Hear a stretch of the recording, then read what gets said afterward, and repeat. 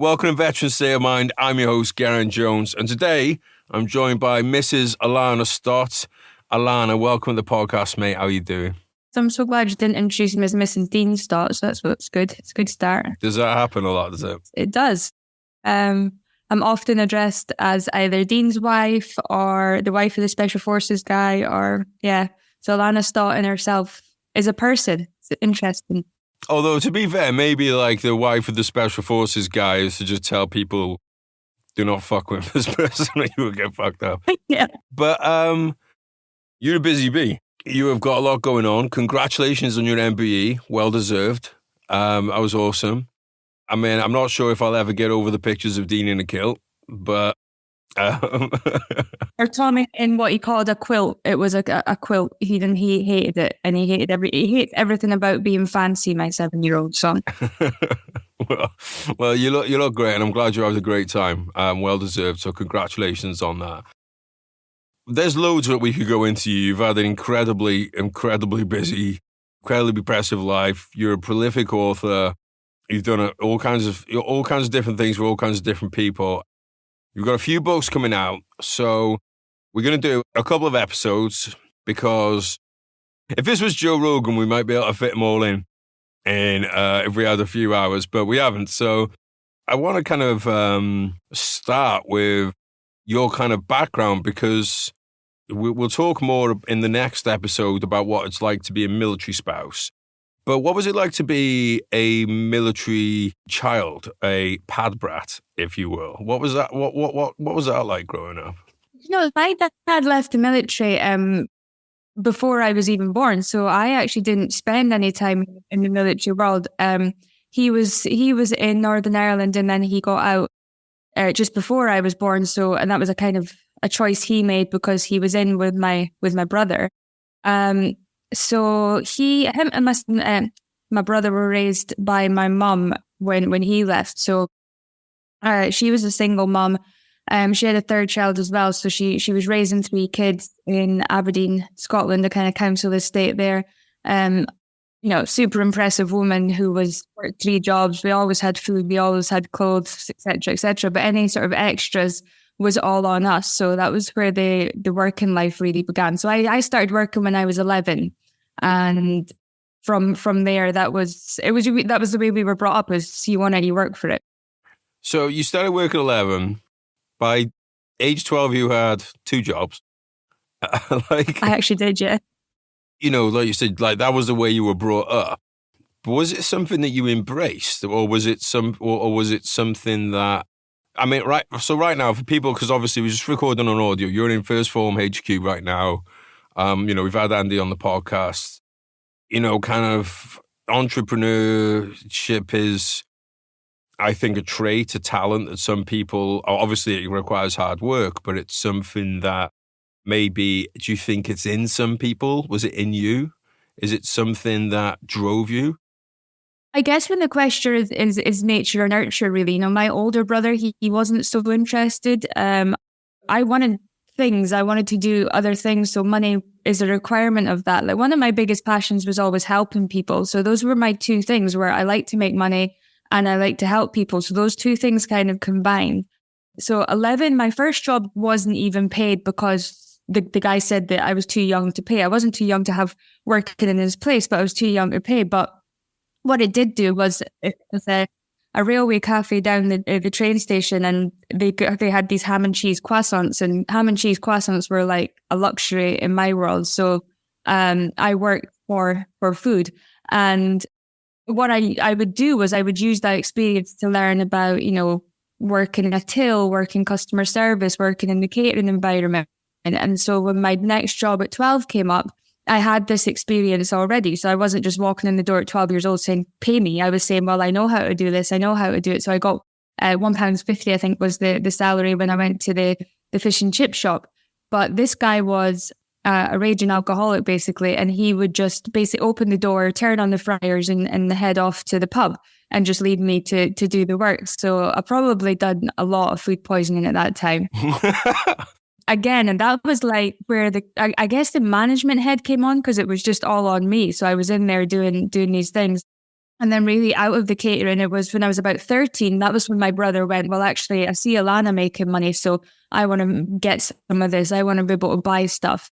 So he asked me if he found this job that was in telemarketing, and he said, would you mind calling up to get me this job? Because he was too embarrassed to make the phone call. So I called the lady, and the lady spoke to me, and she was like, yeah, sure, we'll have your brother in, but would you be interested in coming in? I was like, yeah, sure. But it was a commission only job, something I'd never really heard of at this time. And it was how much you sell is how much you make. So I was like, that's cool. I can do that.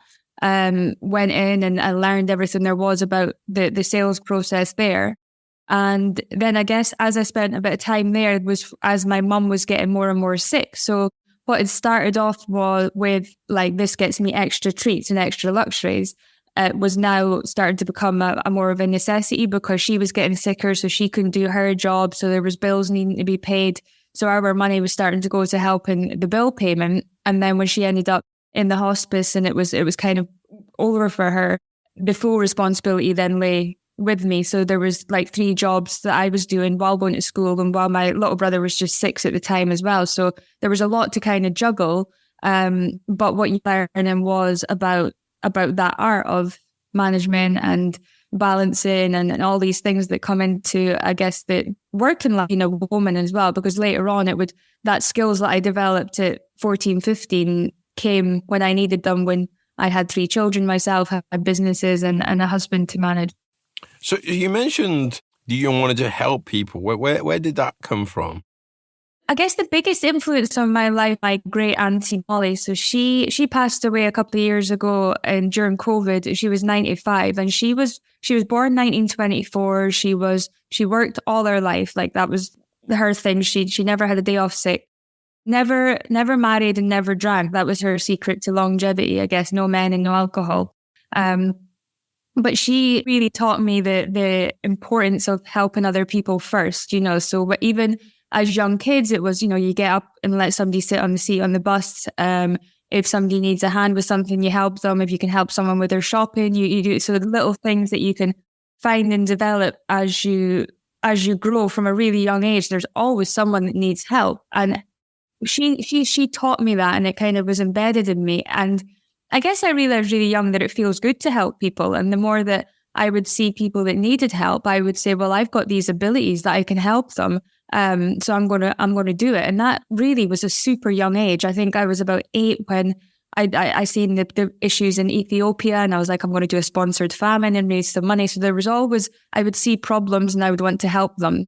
Yeah, I mean, that's the, not dirty little secret, but, the helping people, like, obviously it is a selfless act, but at the same time, like, you do, like, as humans, we get a reward out of helping people. Like, it gives us a great feeling, a great feeling too. It's like a win-win for everyone, really.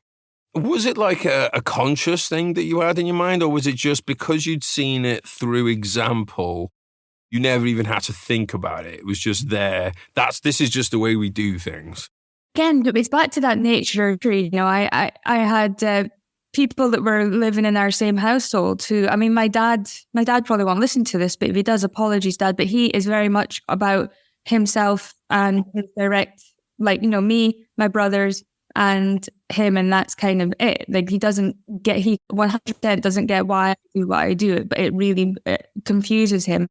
But for me, it's just always been in me. So I guess my mum was probably a really kind person and she always liked helping people.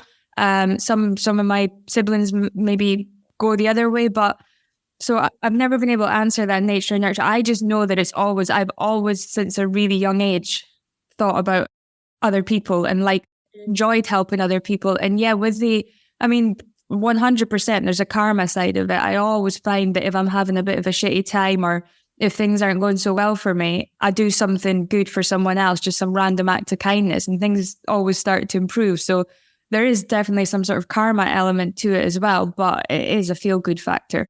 So you mentioned when you first started doing that job, you're working for food, essentially. It was like a bit of a barter kind of economy. Where do you stand on, without trying to get too political here, because, like there's a lot of, and I understand some of the reasons for it, but We hear a lot of time now about, we've got to raise minimum wage and everything like that. Now, if that was the case, you never would have had those jobs and those opportunities, right? So, where do you kind of stand on that? So when my mom got really sick, so she was in the hospice and we had the 3 kids at home, and we applied for some help because there was rent to be paid, there was bills to be paid. But my brother had started university and he'd been given a grant for books, which he'd already bought all his books. But that came into our total income when we'd done the calculation. So we got £10 a week was how much we were given by the government to help the family. So this was a 6-year-old, a 14-year-old and a 17-year-old. And I remember there was a guy up the road who was like a raging alcoholic, drugs, all the rest of it. And he was getting like loads of money for having these issues. So I used to look at that and be like, I never want to be relying on anybody. Now, I do understand that some people can't help it. And there's always a circumstance where a person might need a little bit of a hand up. But fully support someone on 100% basis, I think is a disservice, because everybody needs to learn to fight for what it is that they want. Now, like, I'm a woman who was growing up in Aberdeen, which is quite a Masonic area, I guess. And there's always been that kind of battle of what women can do. So there's a lot of women who'll go out there and shout about equal rights and about equal pay. I've never been that woman. I just go and I prove what it is that I can do. So if I have to start on the lower wage and then go and improve, I'll do that and I'll show like what I can do. And then I'll say, a lot of people ask me, it's right in how to ask for money. People have said, how do I get a pay rise? And I've heard so many people ask for a pay rise and they'll be like, well, I've been here for a really long time and I just deserve it. Or Jez has got more money than me, or he's doing this. That's bullshit. You need to approach it in the way of, well, these are the facts and figures. This is what I do for the company. This is how I've advanced it. Have that information there, prove that you're worth that money that you're offering, and then give them no reason to be able to say no. So if you have to start at minimum wage, or if you have to go in at a lower amount, just make sure you've got the plan of how you're going to get to that next stage. But what is the minimum wage in the country? I mean, I was on £1.50 on the first part. I'm not actually sure what minimum wage is in the UK right now, but if you don't want to be on that low amount, then put a plan together to how you're going to progress through that company and show them that you're worth more. All right, one silly question before we get into a serious one. Have you ever eaten battered Mars bars? Is that a thing in Scotland? I have. Do you recommend? It is amazing. I had to ask that one because you were working in the chip shop. I had to know. Let's get into something more serious, right? You're a highly driven person. Sounds like you always have been. How do you manage in a workplace? Because let's be quite honest, not everyone's a highly driven person. How did you and how now do you deal with people who aren't on that same kind of wavelength as you? So when I was working in the bank, we were on a salary, but we were on a commission basis too. So you could earn your basic and then you would earn some more for more work you'd done. So every night I was working, like I would work and make all this extra cash. And when I got the job in the bank, and found out it was unlimited. So you could literally earn as much as you wanted to earn with how hard you wanted to work. I was like, this is amazing. I'm going to earn so much. So my staff, I just automatically believed that they would be of that same mindset and they would want to 5 o'clock, they would then want to have a cup of coffee and move into the next stage to earn all this money. And there was one woman in particular that I just couldn't get her to work. I just couldn't get her to she worked okay during that 9 to 5. But then as soon as 5 o'clock, the coat was on and she was out the door. There was nothing I could do to get her. I was like, look, there's all this money to be made. You're not even trying. What's wrong with you? And then there was this one night that it was a late night in Scotland. I was getting ready for my shift. The 5 o'clock hits, her coat's on, she's out the door. And, I'm shaking my head as I'm making that pot of coffee, watching the snow fall outside. And I watch her come out of the building and she runs across and she's got this huge smile on her face. She's super motivated. I've never seen that motivation on her. She is on it. And I'm looking across to and she's running across and there's her daughter who's just had a baby. So her little granddaughter's in the pushchair and she's embracing the daughter, picking up the baby, just so, so happy, really happier than I've ever seen. And I just thought at that point, the penny just dropped. I was like, this is her motivation. This is literally her motivation every day is to get to this moment. So I started studying motivations a bit more and finding out about the motivations that people have.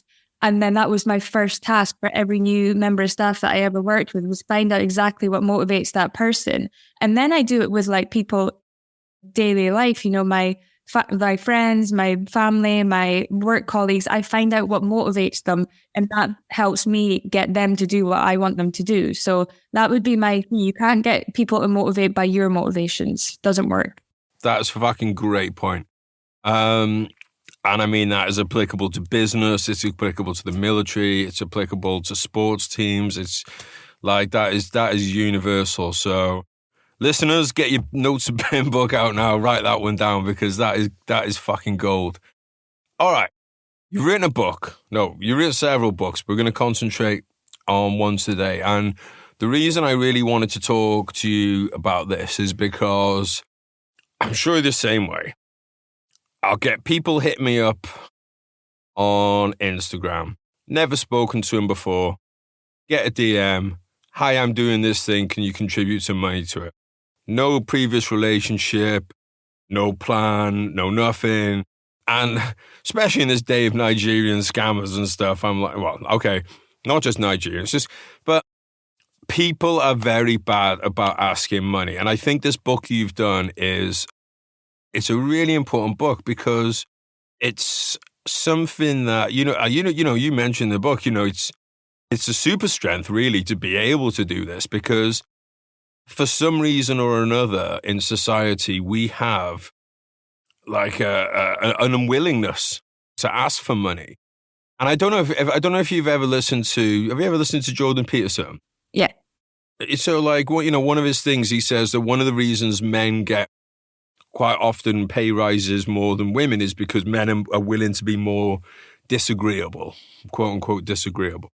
So, that might be that they're like, look, like you said, here's my figures, here's what I've done, I deserve this pay rise. But I would disagree with him in the fact that is a male and female thing. I would say that just a lot of people are unwilling to kind of ask for money, even though when they think they deserve it. So I think, like I said, this is a very important book that you've done. So can you first start by telling us why you wrote the book? On the male and female part, there is kind of studies showing, I'm not going to go into like facts and figures, but I guess they say that men will go in 60% prepared. Women feel like they need to be more to the 90, 100% prepared before they ask. So I think that's why women are a bit more reluctant, because they want to really show that they're worth it.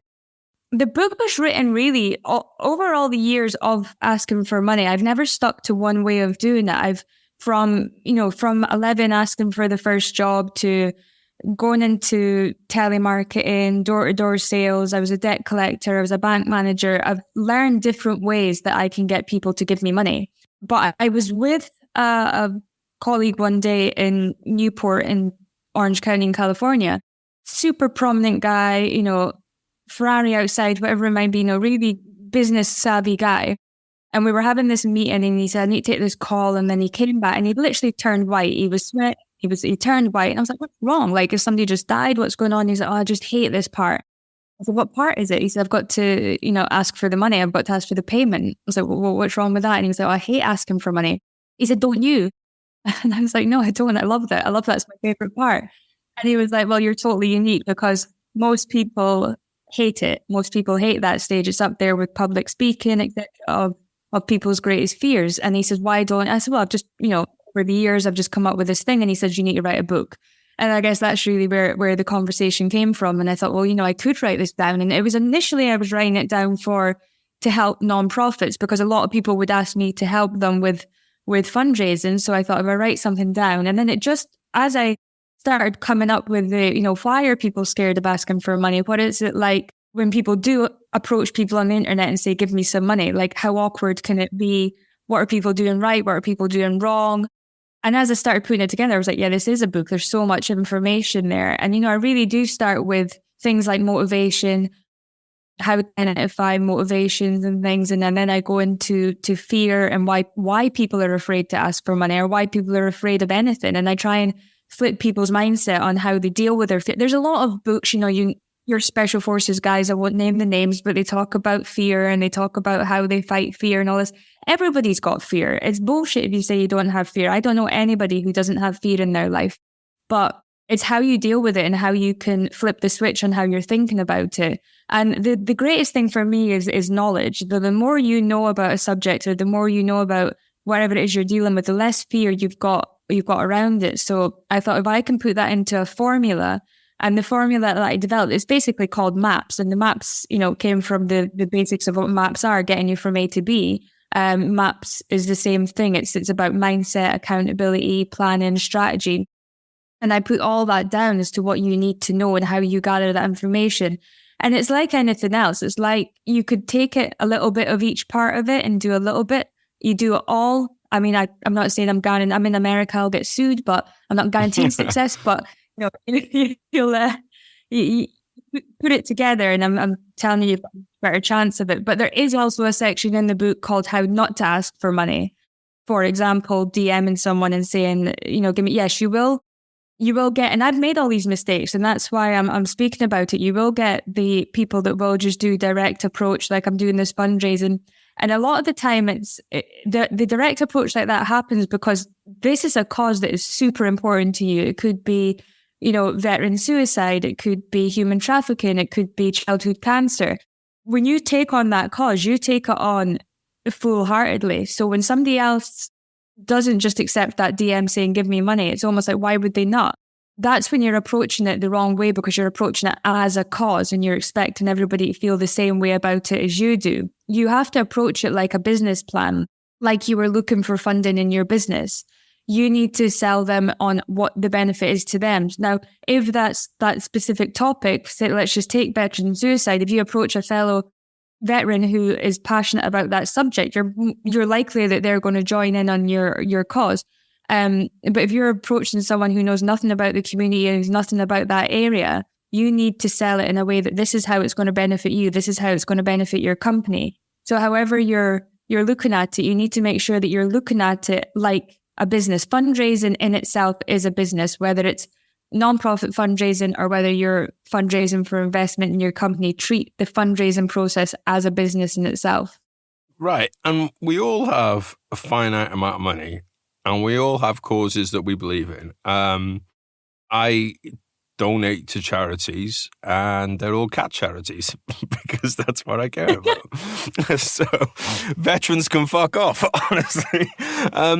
But like, I was actually thinking about this the other day, and unfortunately I was at I don't want to call it a funeral, but like a remembrance of life on Friday. And, they had a collection there, and it was for the palliative care unit who took care of our loved one. And I never would have thought about contributing to that cause before. But all of a sudden, that cause has now become very important to me, because you see what they do and you want to pass that on. So I think that kind of specificity is very important. Now, I'm a big believer on this podcast in not making a podcast a free audio book, right? Because I want these people that are listening to this to go out and buy your books. But there's a couple of sections that I want to dig into, and the first one is you mentioned it already, is MAPS, right? So let's talk about MAPS. What are the different sections of MAPS? So the first is mindset. We often walk into a room and we're even this falls into public speaking, it falls into anything. If we walk in the wrong mindset, we're really setting ourselves up for failure really quickly. So being prepared in your mind before you do anything that you're looking to do is super important. So I wanted to really show how we can get and again, it's one of them, if you're training for a bodybuilding competition, I'm going to give you like a 5 to 7 day a week plan with full macros and full training. But you can also take this like a little bit of each thing at a time. It's completely up to you how you take it. So really, it goes quite deep into how we can prepare our mindset through meditation, through eating, through our music, through exercise, sleep, sun, all these kind of things. So I really want to give people as much as I can, and you can take little or you can take all out of it. But just getting yourself into that right mindset is key. An area that I'm really passionate about is the accountability side of it.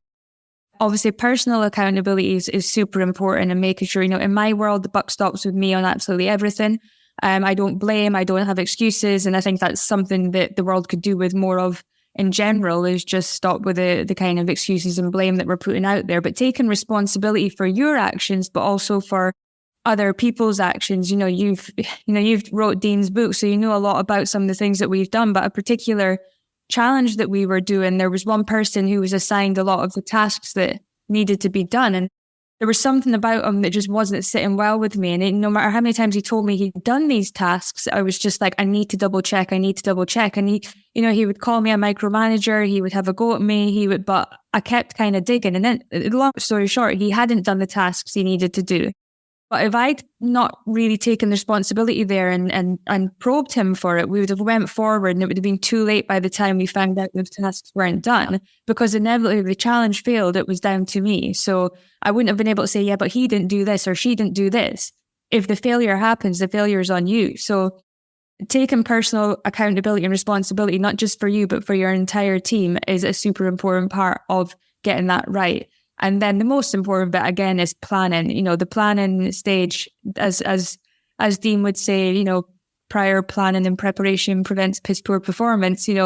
That's everything. If you can get to that start line, 75% of the work's done getting to the start line. The next 25 is actually just doing it. But everything that comes in the plan and the who, what, where, when, why is what I wanted to get in there, and what you need to know. So knowing your audience, knowing your team, knowing what your win is. The amount of people that I speak to, that they ask for money. Well, what are you raising money for? I'm raising money for cats. Well, what do you want to do with cats? Like, what is it you're raising money for? Well, I just want to help. I'm interested. What is it you want to help with? And then they won't have an answer. I just want to help cats. Okay, so is it cat illnesses? Is it this? You need to know the details and know these things, because when you're speaking to an investor or a donor, they're going to want to know these answers, and it's going to tell them how much you know about this. And then putting that strategy into place, so using sales techniques, using things like the power of silence, all these types of things that people need to adapt and perfect, really. The more that you can do of mindset, accountability, planning, strategy, you're going to get a better result. And correct me if I'm wrong here as well, but like you and Dean raised it's £1 million, the Pan American Highway, and yeah. The people with a lot of money have a lot of money because they understand money. So, like, if you're shaking a tin for £1, that person doesn't need to know a lot about money. But obviously, the higher figures you're going for, the more detailed the plan has to be, because these people are successful business, successful financially yourself. You've got to meet them on that level. Yeah. And I think that treating people, when I've heard it before where people are like, I'm going to hit this guy up because he's rich and I'm going to ask him for all this money. It's almost a disrespect. This guy is, let's just take, First Form, we're looking at Andy Frisella, for example. He has worked hard to build that business up. He's done the sleepless nights. He's done the sacrifice. He's done the hardships. He's done the failures. He's done all the pain that goes through building up a successful business. And then some chump comes along and says, give me your money because you're rich and like, I need your help with something. It's really disrespectful. And then what's even more disrespectful is he might even actually give him the money, and then he'll completely ignore him for a year. And then next year he'll come back again and say, right, you done it last year, so give it to me again. So how you treat your donors is absolutely everything. So if you want to get somebody to give you, whether it is £1 or whether it's 50 grand, treat them with the kind of deserve. Yeah, the guy on the street shaking the tin, you're going to get the passers-by. But if you're walking into someone's room and you're saying, look, I've got this fantastic podcast, I'm looking to get sponsorship.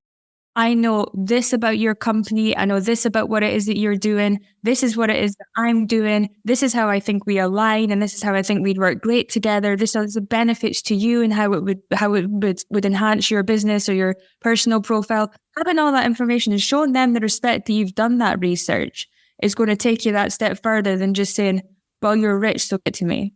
Yeah, I mean, it's big word coming up.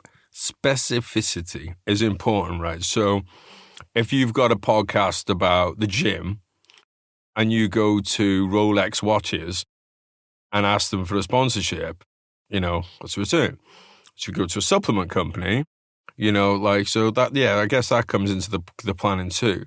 Yeah. Finding the connection is really good. I put a lot of research in before I'll contact a company. So sometimes it might not be super obvious, but sometimes you can find that companies, most of them have got their CSRs available on their websites, their mission statements and things are on there. So you can go on and you can find out a lot about a company and specifically what area it is that they're looking at helping or supporting. And you might not necessarily find an instant connection, but you can sometimes find, for example, if you're looking at a company who is working specifically on their CSR, their corporate social responsibility is about mental health and children, but your charity is more human trafficking. Well, child trafficking, the mental trauma that it causes, you can connect that in some way. So that's part of the planning process, is making sure that you're finding those connections before, as you say, walking into a room and saying, I just like this company, I want them to be part of this. So what's the difference then between planning and strategy? So the planning is about, having all that information to hand. So you're really doing all this fact-finding mission. So what are they? Who are they? What are they into? All that stuff I've just said about the CSRs, etc. The strategy is more about how you're going to do it. What is the approach going to be like? How you're going to do the discussion? Who's going to make the pitch? You've got a big organization. Are you going to go in, or is your team going to go in? Are you going to do it as a kind of Zen style presentation? That's the strategic. It does mix. The planning and the strategy do mix, but the strategy is more about pulling your skills into place. So using your the things like the power of silence and your sales process and all these things. The planning's about building up the entire amount of what you're going to be using to put the strategy into place. So you've mentioned the power of silence a couple of times, which is definitely something I need to work on myself. Please explain the power of silence.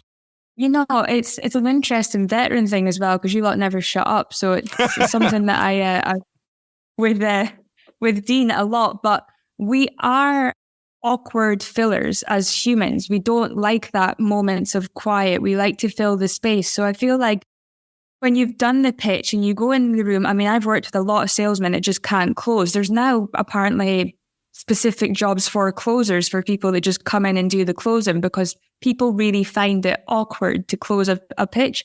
So you would go in there and you would do everything. You put all the plan in place. You've done the strategy. Everything's gone really, really well. You've talked. You've said everything you needed to say. You've got it all down there.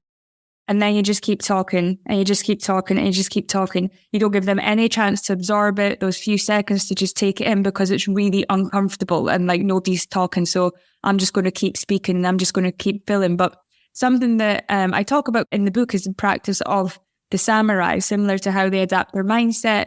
They practice the power of silence as well, and how that moment of complete silence is your time to win. Whoever kind of breaks first losing. So they will feel the need to fill it if you don't. So you want to be, if you can master that, and I always say 10 seconds. 10 seconds is a good masterful time. It doesn't sound a lot, but if you stay silent for 10 seconds, it can get really uncomfortable, and then they'll start to fill. And that is when you're going to get your wins and you're going to find out information. If you keep talking, you're not getting that. Well, I remember the first time you and me met, and I turned down a coffee and you went like, oh my God, is this what you want? You without coffee? So yeah, you taught me this lesson earlier. I'm still learning on it. Right. Like I said, there's so much we could go into here. There's everything from gratitude, value, engagement. It really is I'm trying to keep my swearing down. It really is a brilliant step-by-step guide. And like I said, the reason I feel like this is so valuable for the audience is because we have veterans coming out looking to get into business, which often requires investment. I would say, and you know this yourself firsthand, I think veterans are fantastic when it comes to charitable causes and everything like that. And I think that if people read this book, they are going to have so much more success in, I'm not exaggerating. This could take somebody from getting 100 quid towards a venture to in the thousands. You guys raised over $1 million. One of the things I loved about it is you reward the investors. it's not just like cheers for the money, you give them something special at the end of it, you had that tracker that you had going on. You had all these things to keep people invested. And I mean, like it was, I think honestly, like, without trying to kiss too much ass, I think you guys just did a masterful job of it. And I think it's a book that money matters to everyone, right? There's no one out there that's gonna say, yeah, money's not important in my life.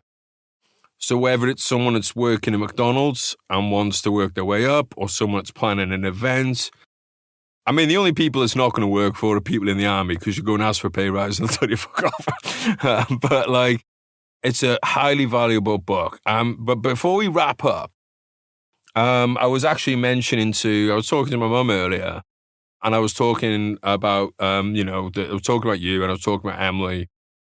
And, my mum said, God, I wish there was things around like this. Because my mum was a business owner, an entrepreneur. And she said, I wish there was things around like this when I was in business. So can you talk a bit about what you've been up to, this weekend, and kind of like, I guess, the power of network and the power of learning from people that are in the same kind of positions as you? Yeah. Do you know what, Jade?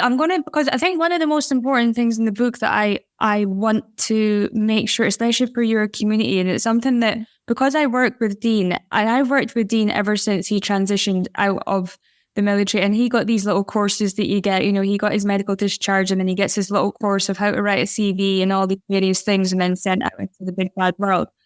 So useful. Yeah, so useful.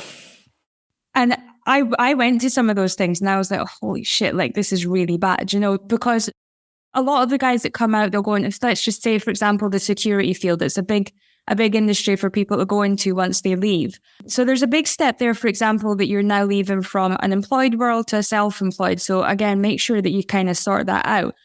But the one thing that I find with any veteran that I work with is trying to get them to understand their value.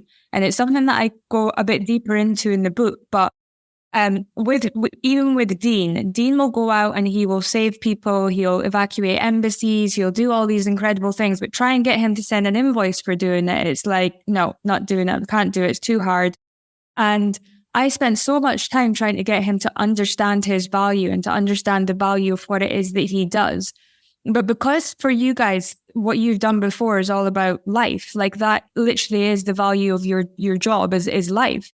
To understand that what it is that you do afterwards is really difficult. And then to then put a price on it and send an invoice out is super hard. So for people that are struggling to do that are struggling to send those invoices and understand their own value, it really is put down on paper what it is that you're doing and what it is that how you're benefiting that person and how they're going to, for example, Dean's a way of rescuing someone who's just been kidnapped in Colombia.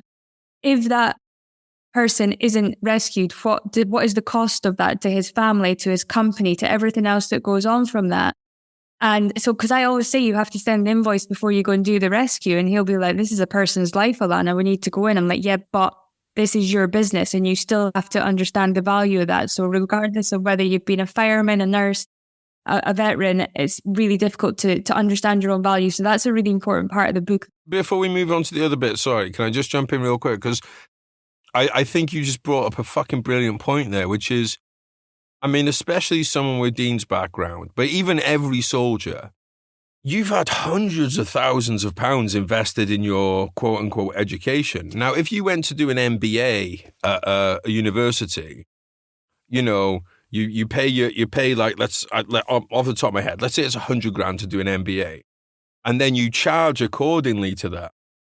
But soldiers don't do that. They base it on their wage rather than their training. So I think that was a brilliant point. So sorry to interrupt, but I just wanted to get that. It is part of that university education. If you're going to become a lawyer, there's smoke blowing up your ass the whole time. If you go to Harvard, for example, you are the shit. You are like doing this and you're, so when you go to send that 500, press the button on $500 an hour, to speak to someone, it is not a problem. You'd never hear of a lawyer saying, I don't want to charge for that. I know that I'm helping. I know it's a bit much. They push that button as soon as number. But for a soldier, they don't get that. They'll get all that training. Special forces are in there for 6 months, are doing all that, but none of that training is saying how they're not told how special they are. They're told how shit they are, and they're told how they're not working hard enough, and they're told all these things.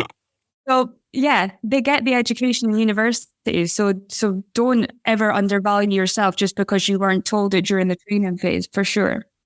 Yeah. So sorry, mate, I cut you off there, but can you just talk a little bit about more? I just want to give a shout out to the kind of the things that you've been doing this weekend with this kind of women's group, because I'm sure it's probably going to interest some of our listeners to, like, not necessarily even this group, but just the power of these kind of like networks, bouncing ideas off each other, all this kind of thing. Yeah. It was, so Dean had been recording a podcast with Andy, and I met Emily, and she's an amazing woman. And she has this woman in business contract conference.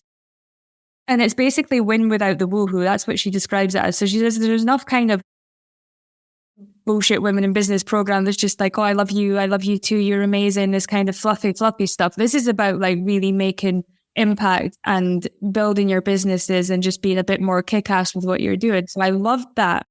And I thought to myself, well, some of the things that I do, I could give some of that information. I could certainly learn things, but I could also give some of that information. But Emily really didn't know me from anybody. I was just, Dean's wife sitting there waiting for me to finish the podcast. And I actually just approached Emily and I just said, look, this is what I do, and I'd love to speak at your conference. Would you mind having me? And she got a bit more information, and she was really, really happy. So we went on, and funny, just walking past right now, it's quite funny. But she puts this conference together with some of the most amazing speakers, and we had Natalie Eva Marie, who's a WWE girl. Her story was fantastic. And I guess there's about 100 plus women there, all successful in their own right, every one of them.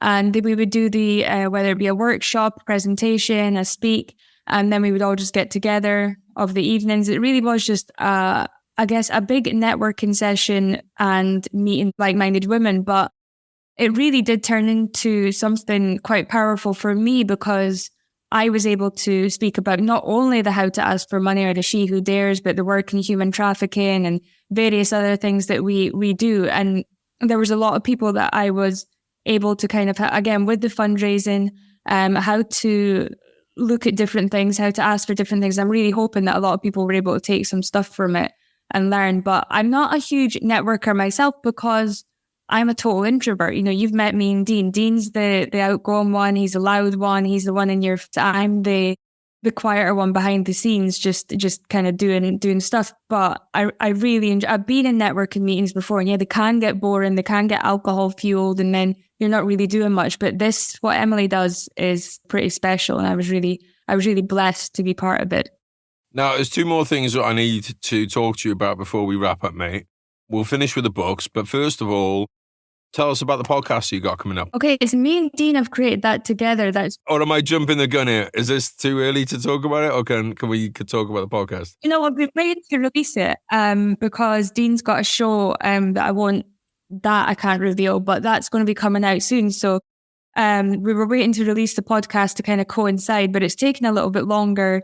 So we're going to release it really soon, so it's totally fine. But we came up with it together, really. I said that Dean needed to have a bit more of a voice out there, and I enjoy doing podcasts, and I enjoy talking about certain things, the Q&A style of things. But we spoke about the dynamics of our relationship, and our relationship, as I've just said, is Dean's out there doing his thing, and I'm kind of behind the scenes doing all the background stuff. And it's been that since we set up the security company. Dean's always on the ground. I'm always doing logistics, planning, all that kind of things behind the scenes.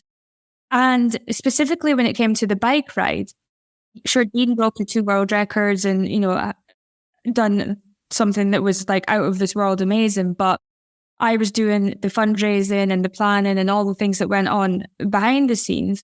And it took me to, every time I would see someone do something amazing, I always kind of went, oh, who's behind him? Who's kind of done or her? Like, who's doing it?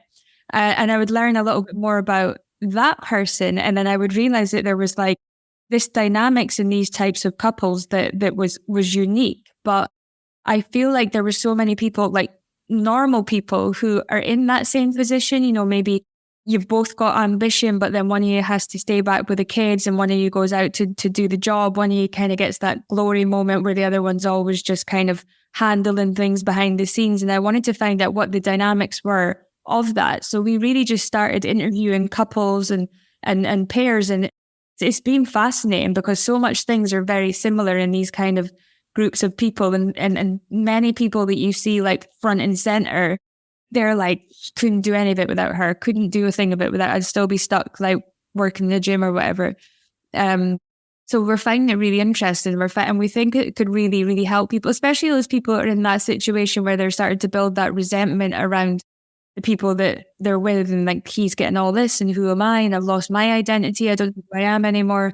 So that was the aim, is to help people. So it's called Behind the Scene, and I think we're looking at releasing in August. Well, I'm looking forward to that because I don't know if you caught the end of Wimbledon yesterday, but you know, the first thing the guy did when he won was get up in the box and like hug all his coaches, his family, you know, and because he knew he wasn't there without any of those people, and you know, I love that.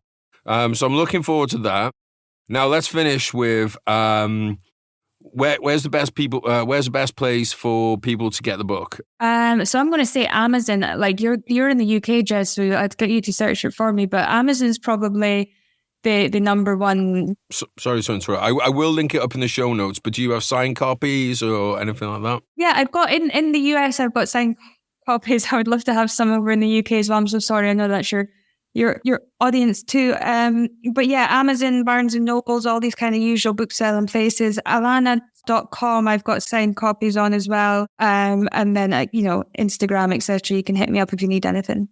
Brilliant. Let's finish with anything that's on your mind that you'd like to tell people before we leave. It doesn't have to be Churchillian, but if you've got any messages, if you just got anything that you want to promote, anything that you want to leave people with, because we are going to have you back to go over your next book, which I'm really excited about. I mean, like I said, you're a prolific writer. You've been banging them out, and I think the other book deserves its own episode. So we will have you back. But if there's anything you want to leave, anything you don't want to promote or anything like that other than the book, then now's your chance. You have a lot going on.